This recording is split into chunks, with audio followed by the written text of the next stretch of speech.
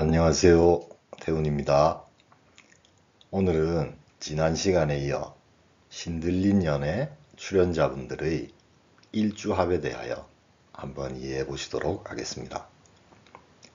우선 일주간의 합이 있는 경우를 잠시 리뷰해 보시면, 먼저 박이율님과 최한나님 사이에는 천간으로 무게합이 되고요.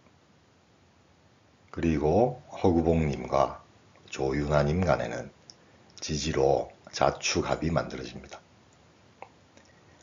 또한 허구봉님과 함수연님은 지지로 삼합 중 반합인 유축합이 되고요.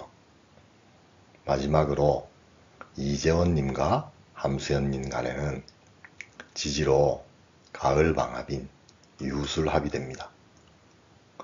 그러면 이 네 가지 경우의 궁합은 어떻게 해석되는지를 지금부터 한번 살펴보시겠습니다.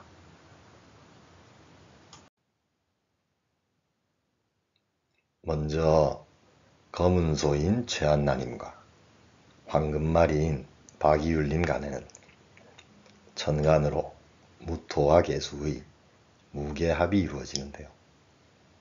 이는 건조하고 다소 황량할 수도 있는 무토에 계수의 빗물이 내려 촉촉하게 적셔주는 형태의 합입니다. 그리고 오행의 생극체화로는 무토가 계수를 극하는 토국수의 합이라 아무래도 무토를 갖고 계신 박이율님이 좀 주도권을 쥐게 되어야 합의 효과가 긍정적일 수 있다 라고 보시면 되겠습니다.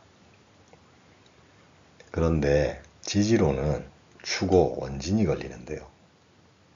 이는 얼어있는 땅인 축토에 오화의 열기가 가해지면서 습이 발생하게 되는 형태의 원진이라고 볼 수 있는데요. 물상으로는 사우나를 연상하시면 되겠습니다.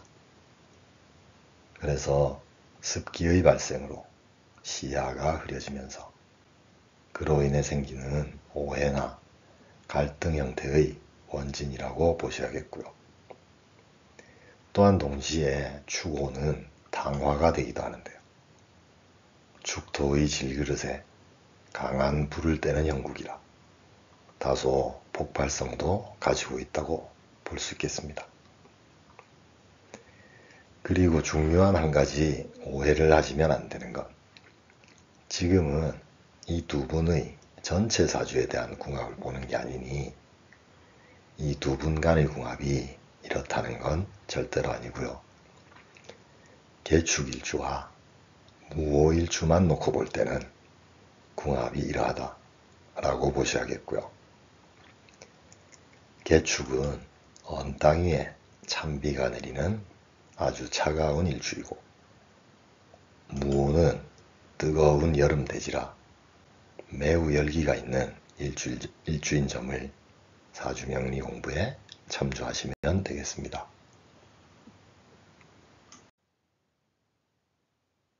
이번에는 검은 쥐인 조윤아님과 푸른 소인 허구봉님의 일주인데요. 천간으로는 수생목이 되는데, 문제는 이미 습목인 을목에 임수의 물을 주게 되니 을목은 수생목을 반기지 않게 되고, 그러니 임수 입장에서는 내가 생해주는데 반기지를 않으니 섭섭한 마음을 갖게 되겠죠. 그리고 지지간에는 육합 중 하나인 자축합이 되는데요. 자축합은 축토가 자수를 토국수로 극을 하면서 합이 되는 구조라, 이는 이미 물을 품고 있는 축토가 자수를 이해하면서도 극을 하게 되는 형태의 합으로 이해하시면 되겠습니다. 그런데 임자와 을축, 이 두 일주 간의 문제는 전체적으로 너무 습하다는 건데요.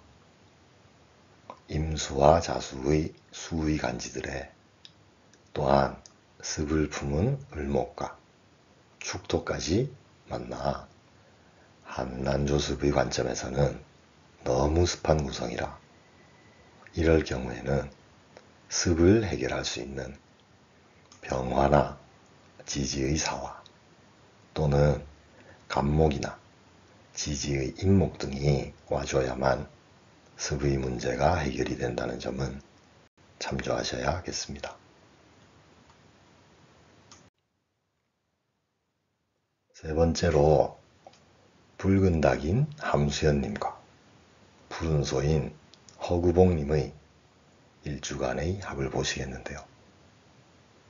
먼저 함수연님의 정유일주는 물상으로 보면 금속인 유금의 촛대 위에 정화 촛불의 물상이라 본인이 하시는 일과 잘 맞는 일주로 보시면 되겠고요.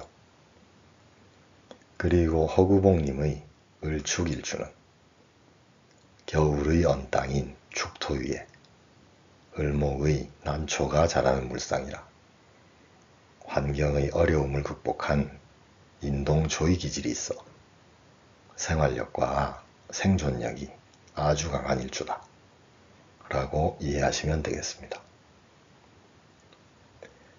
이 두 분 간에는 우선 천간으로는 목생화의 구조인데요. 좀 아쉬운 점은 을목은 물기를 품고 있는 습목이라 정화의 땔감으로 쓰기에는 좀 적절치는 않다는 점입니다.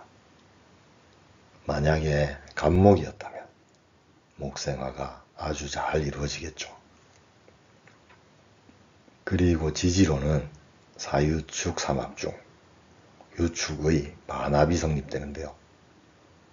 아무래도 유금이 왕지이자 도화의 간지라 유금이 주도하게 되는 형태의 합이 되겠고요.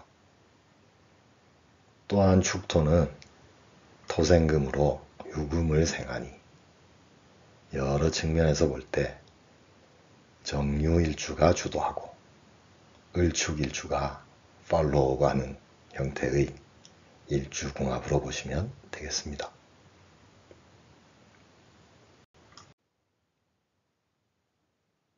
마지막으로 붉은 닭인 함수연님과 푸른 개인 이재원님의 일주간의 합을 보시겠는데요. 천간으로는 마른 목인 간목이 정화의 땔감으로 적절하니 목생화가 아주 원활하다고 보시면 되겠고요. 지지로는 가을 방합인 신유술 중 유술 반합이 이루어지는데요.